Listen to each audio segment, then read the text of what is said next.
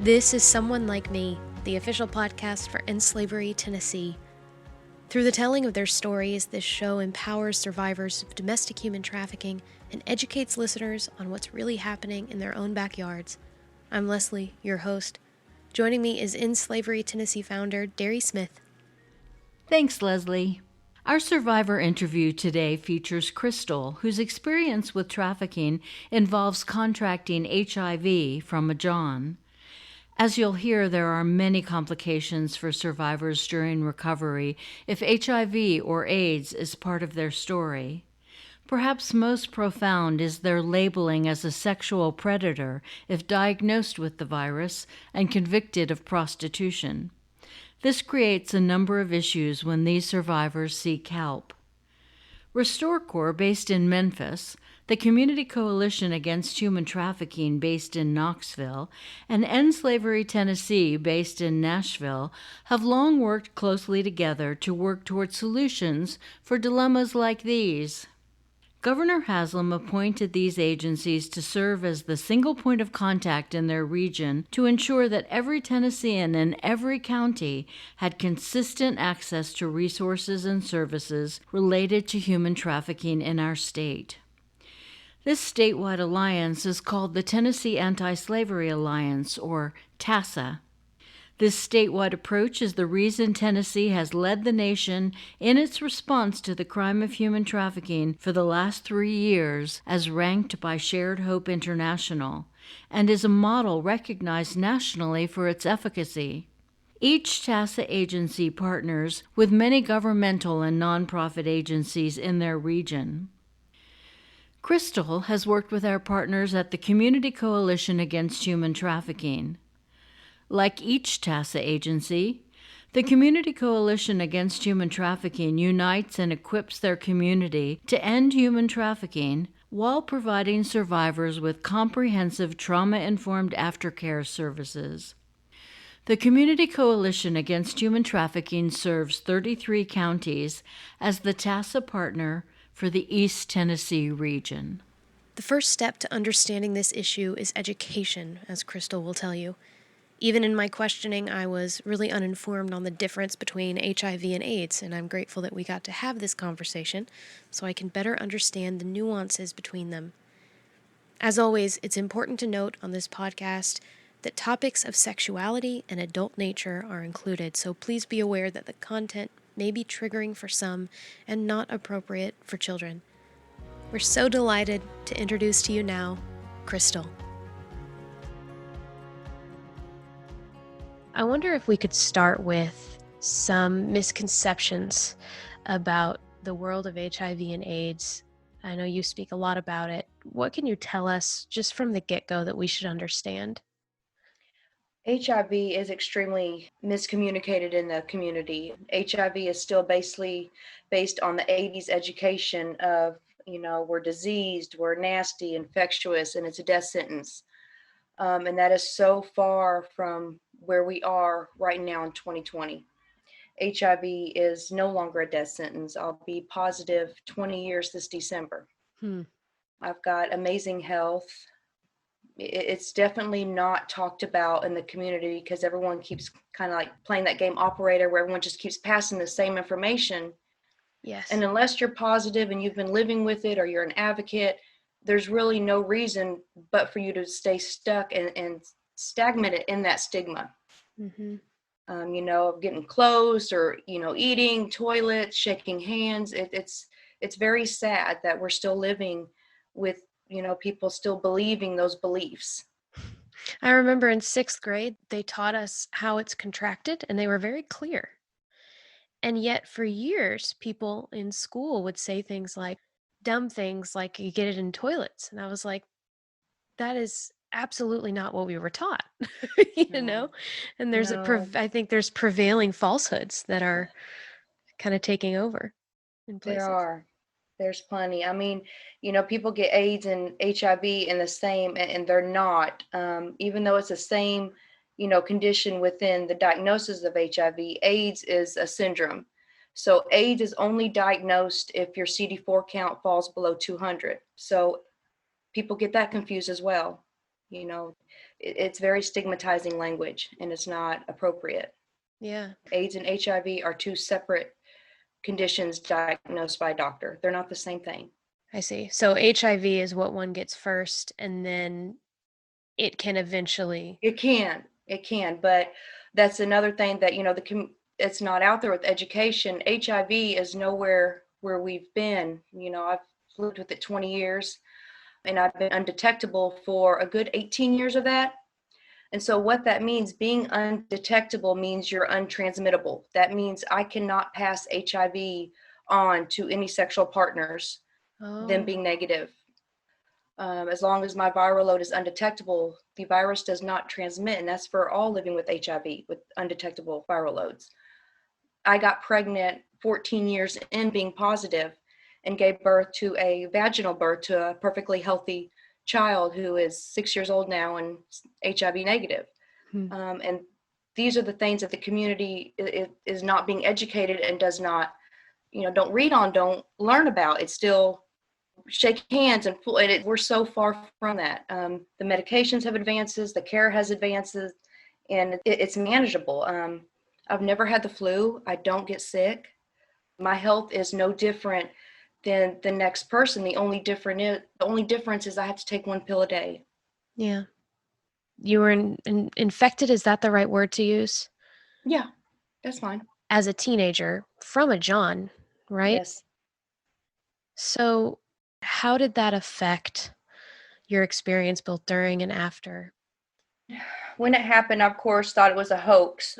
You go through a lot of things out there, but 6 months later, my test came back positive. My test came back positive in the sense it was announced before a full courtroom. Oh my. Um, so that's how that happened. And you say it was a hoax because you were told that this person. No, I just didn't believe it, John. I just didn't believe. I mean, you get a lot of threats out there working, and especially the type of environment I was in. I just didn't believe it. There's nobody to go to. You don't go to the police officers out there, particularly the side that I was on. You just end up getting arrested for admitting to prostitution. There wasn't really no set counselor sense kind of policing out there. Yeah, that makes You sense. were a criminal. They didn't have no care in the world. So you're in front of a courtroom and you're diagnosed. That must have been pretty difficult. It was. That's not the way that you need to hear. I know it was really hard. There was no counseling. There was nobody came to talk to me. I mean, the district attorney never spoke with me. Nobody asked questions, and I was just warned and released that night back right onto the streets. Wow. The whole process was a mess. Yeah. So what does it look like when you come out of trafficking? What does life look like as someone who's trying to rehabilitate into the world after a particularly difficult season? What does life look like for people like that, people like you? It's rough because one of the things I tried looking was halfway houses and programs, but they did not accept during that time. That was like 2003, 2004. They didn't. No, it was 2002, 2001. They wouldn't accept people living with HIV. They weren't a medical facility. Oh, So HIV was, still really viewed just as deep that you're a chronic, you're a death sentence. We don't have time for doctor's appointments. That's the image people think. You're constantly going to doctor's appointments. You're constantly weak. You can't work. You can't hold a job. And that is so far from the truth. That's not us at all. yeah. I mean, you have a full-time job and you say you take one pill a day and you are Yeah, healthy. I am healthy. One of the things that we've talked about is that survivors with HIV are put on sex offender registries. Yes. When you test positive in the state of Tennessee for HIV and you catch a prostitution charge, you are placed on the Tennessee's sex offender registration for aggravated prostitution. You are on the registry as a violent offender for life, and you are under the same classifications as the worst pedophile you could ever think of. Those restrictions are the same as pedophiles. Our restrictions are with playgrounds and parks and schools. We cannot step foot on them. We cannot sit idly. We cannot work or reside 1,000 feet from a park, school, dog park, state park, daycare, perishable school, to regular school. What does that look like for people with children? Your child is basically placed on the registry with you. I cannot take my child to the playground. I can't take my child to any amusement parks. Can't host birthday parties at the home. No sleepovers. No normalcy. When she started school, I had to inform the principal and the school that I was on the sex offender registration, and they put me under full pedophile restrictions. Even though they knew my charge has nothing to do with children, it doesn't matter. We are all placed in the same bucket as pedophiles. All of our restrictions are umbrellaed under that. So that there's no difference. And in 2015, they actually did an update which mandated even stricter, because aggravated prostitution prior to 2015, we were at least allowed to live within, we could get housing and work within 1,000 feet, but they mandated it to include all registered sex offenders. So then that totally exempted treatment centers, halfway houses, Oh my. because all those, majority of those programs are within the neighborhoods. And if you've got a neighborhood that, just runs a daycare center, you can't live next even to a home daycare center. Oh my goodness. So that pushed us all out of just treatment and stable housing. I guess my question is, why, just because someone is charged with prostitution and has HIV, what in the world, what is the rationale for putting them in the same category as a child predator? There isn't. That's the point. There Mm. isn't.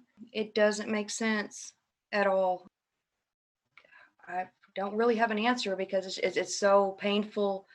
And see, then people see that we get multiple charges. It's like, well, God, she's got 2 and 3 charges, but it's like we have nowhere to go.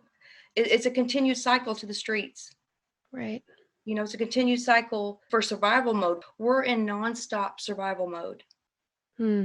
It's extremely heartbreaking. And especially when you have little children now, then you're in survival mode, not only for yourself, but for your child. So I understand you are doing a great deal of work personally and trying to change laws. And you spoke just a moment ago about in 2015, the law was actually changed in the opposite direction of what you're working toward. What are you and other people doing to try to change these laws? Right now, we've got a team currently brainstorming on building up. Now, in 2015, actually, it was 2014 that they mandated that new restriction for residency for all offenders. Now, in 2015, they did work on legislation to where those of us that are on the registry can petition the court to come off of the registry if we prove domestic violence, rape, trafficking. It was a great start, and we got great support. The hole with that is now it's requiring us to get an attorney. Attorneys aren't free. And not only with that attorney, you've got to build that petition, and then you have to present proof. So you have to relive every single thing you went through again and prove to come off of that. It's rough. Yeah. So essentially it's being fought at an individual level as it can be. But a regular rapist can just petition TBI after 10 years and just come off of the registry. They don't need to acquire an attorney. They don't need to go before the court. They'll just come off. Really? Because Yeah. the charges are not the same? Yeah. How can we, people who are listening to this show, people like me, what are things we should be looking for so that we can help when we go to the polls? Is there anything that we can do from our vantage point to help change this? Yeah, education, start educating about HIV. The belief system of what HIV is so misconstrued. We're not where we were.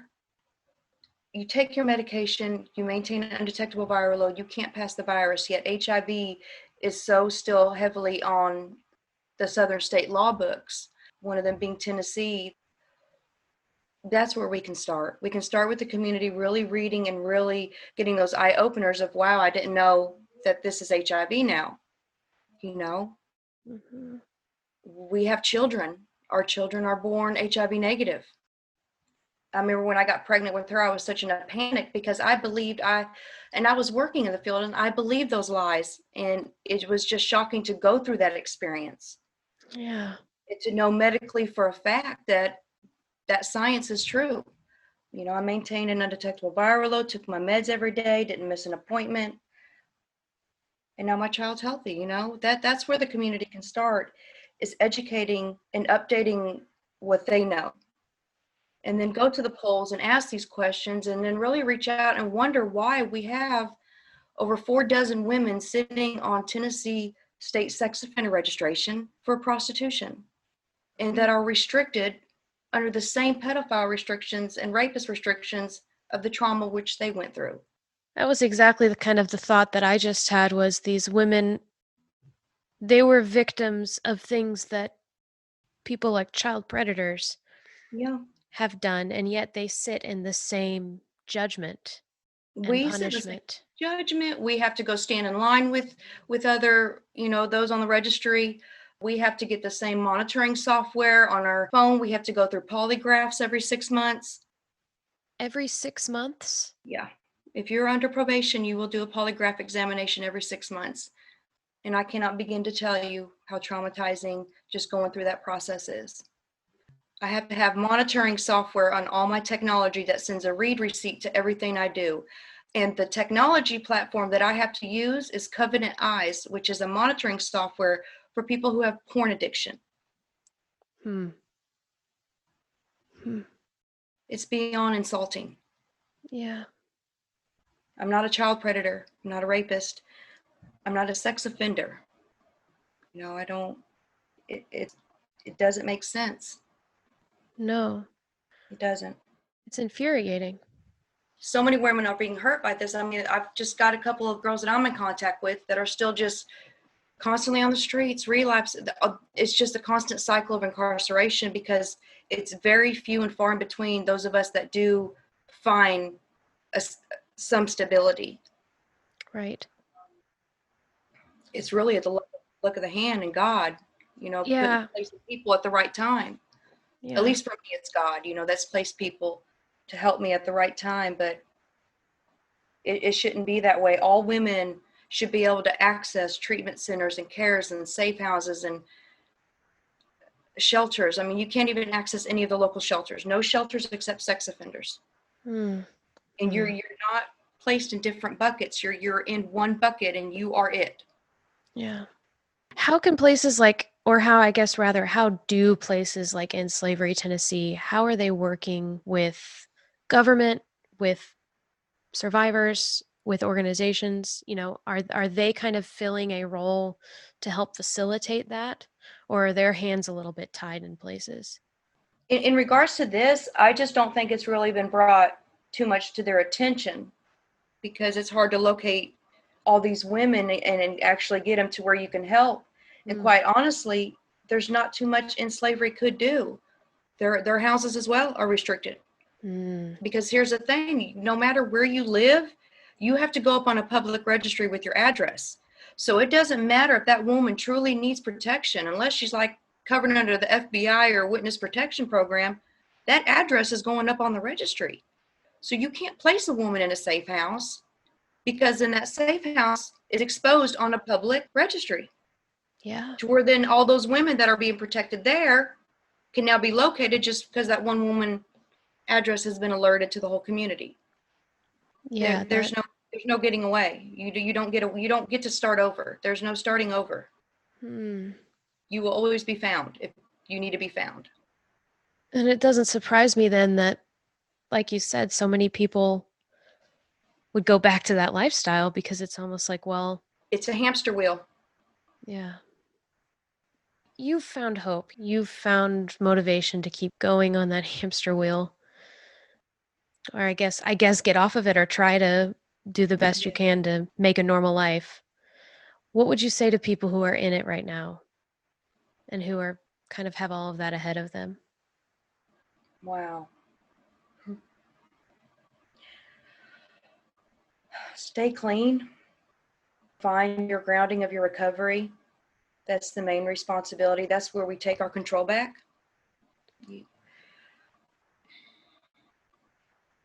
reach out to the local agencies that you can, that you can trust. They're pinpointed in everywhere in Tennessee.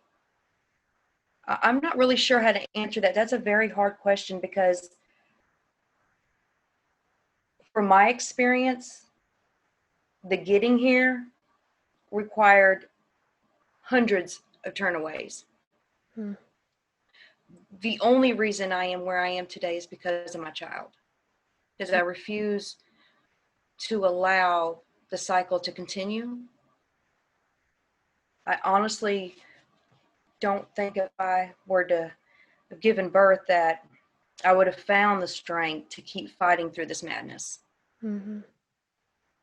So that's a really hard question because there's not much help out there when it comes to housing and employment. You just kind of, I don't know. You just fight. It sounds like you just keep fighting, and that's not an easy advice, it sounds like. It's not. It's not because once you're placed on this registry, you are the leprosy of the worst. I mean, you're talking. It's probably death penalty, life in prison, sex offender registration. Those are three criminal you do not want to find yourself in. It's barren to hopeless for the restrictions, and especially when you're not a threat to the community, you're not a pedophile, you're not out here attacking and child whatever that other stuff they do. It's just it's just doesn't make sense. Yeah. you know Yeah.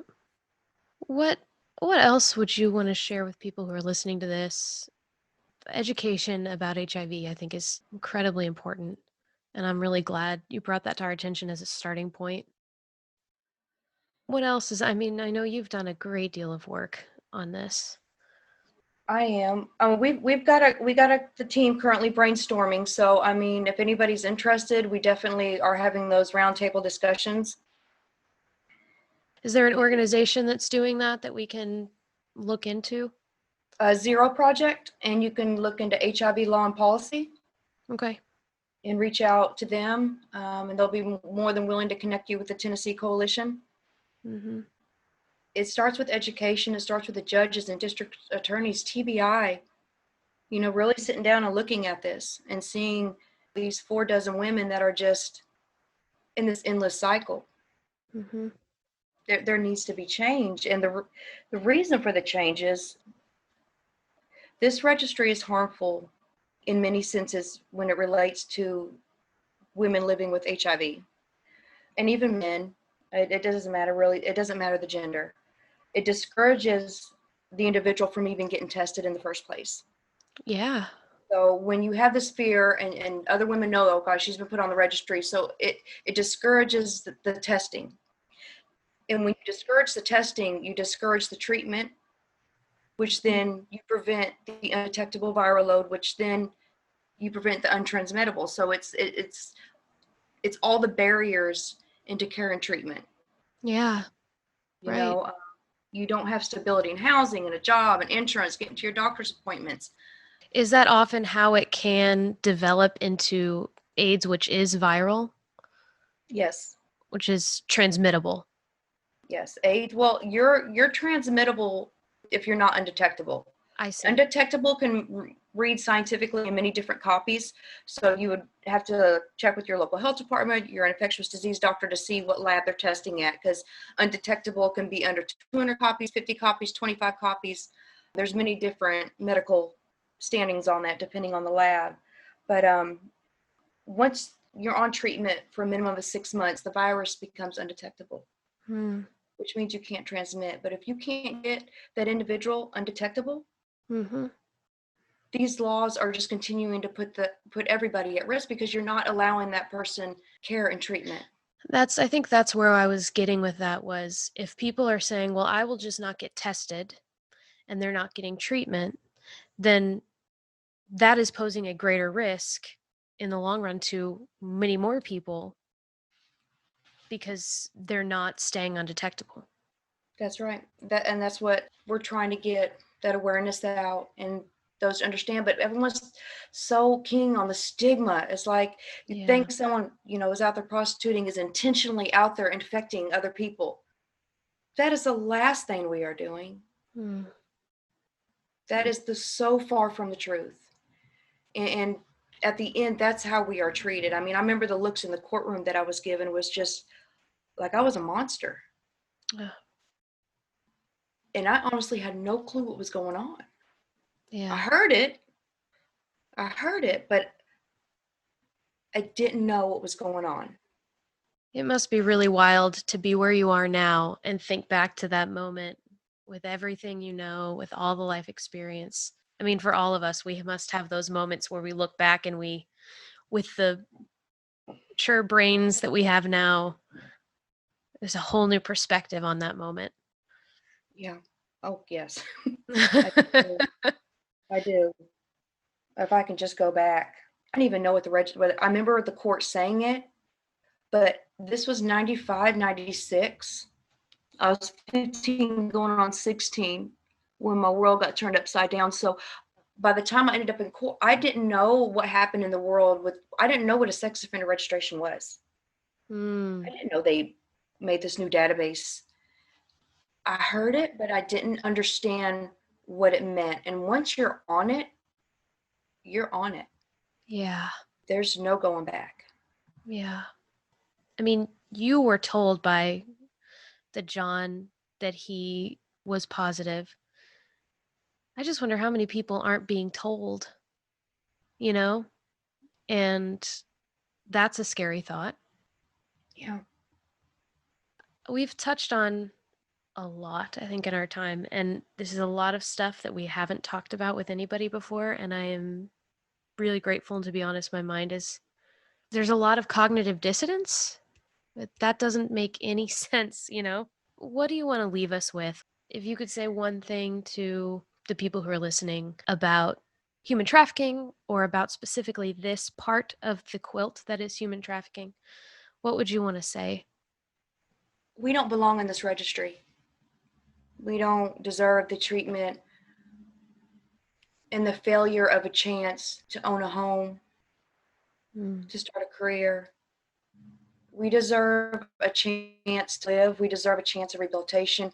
We deserve the same chances that anybody else, that wants to get into treatment or get a home, get a career.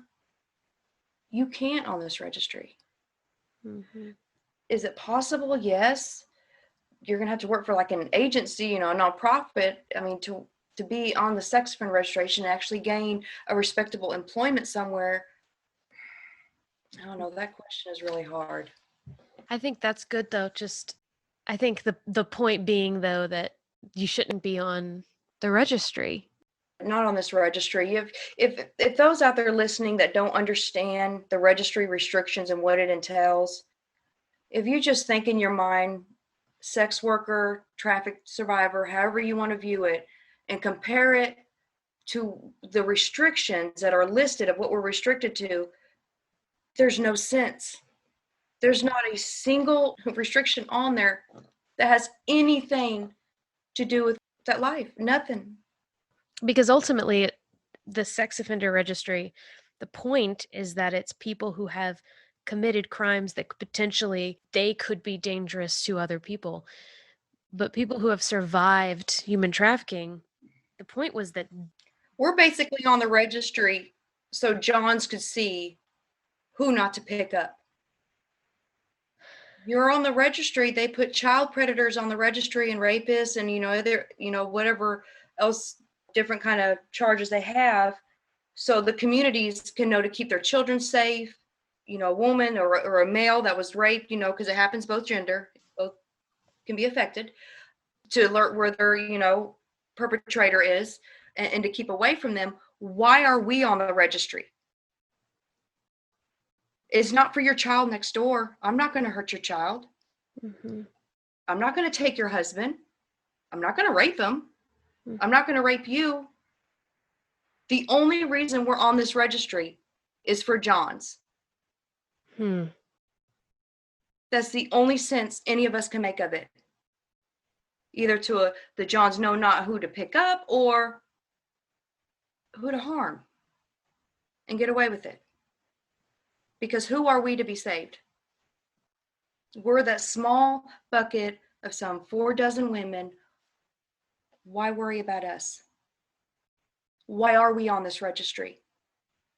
What does my HIV have to do with my neighbor living next door?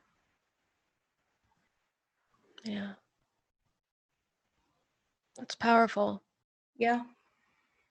There's no sense. We've tried to sit and we've tried to make sense of it, but these enhancements, because of the failure to educate and to understand what HIV is now, these laws were put in the books back in the 80s when, AIDS and all the madness broke out, and there's a lot of fear. And it was actually under the Reagan administration. They started the Ryan White Care Act, and the Ryan White Care Act allows those living with HIV and AIDS to access medicine, labs, treatment with lower cost. So it helps offset the cost. I mean, my pills are $3,000 a month for 1 bottle. Oh my goodness. So if it wasn't for Ryan White, we would definitely struggle just paying for our medication. Well, in order for states to receive funding for that, they had to show that they had HIV Pacific laws on the books. So all these states started throwing laws. These laws have not been updated since. Wow. And it's senseless when it's right there in Google. Yeah. Anybody listening can look up HIV and you may be shocked. Didn't even know actually what it is to live with HIV in this time. And Tennessee is so behind. And every year Tennessee adds to the registry. They add and they add and they add. And it just sinks us deeper and deeper and deeper into restrictions. They add the laws for restrictions and things like that. Yeah. I know one year a community was pushing because she was upset that a sex offender was living in her community, and her mother, who's elderly, was not. I think he was just a rapist. He raped a woman or had that charge on there, and was very upset that her elderly mother was not informed and was living right next door. So she started to try to get public reporting, which would mean any registered offender in that area would have to send a newspaper out or have to go door. Some states actually require you to go door to door and tell all your neighbors that you're on the registry. And how does that help if the logic is that this person is, quote, dangerous? Let's have them go to every door. It's a physical appearance and it physically alerts. So a lot of counties around the state have that. And she actually tried to have that pass, and we were beyond scared. Some of us are living in hiding. It's that one wrong acquaintance to come back around to drag you right back down a path that you've struggled so hard to build. That abuser, it's whoever that you just don't want to find you is going to eventually find you. And I'm thinking the resources that are given to, you're talking about you have an app on your phone. Yeah. It's one thing for a dangerous actual predator to be looked after, but the amount of resources that are being spent to surveil your life, the polygraphs every 6 months, I mean, that's a great deal of government resources. Yeah. I think you've given us a lot of things that we can, for lack of a better word, use and use well. Really, really brave. And thank you. Is there anything we didn't cover that you'd like to be sure we talk about? Just really needing people to really come to terms with what HIV is in 2020. Yeah. It's not 1987 anymore. And how harmful and how this registry just doesn't make sense. This enhancement in Tennessee does not make sense.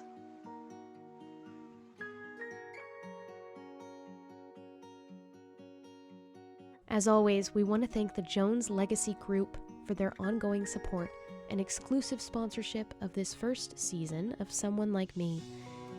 Our executive producer is Derry Smith. Producer and editor is Gregory Byerline, and the music is by Kurt Goebel.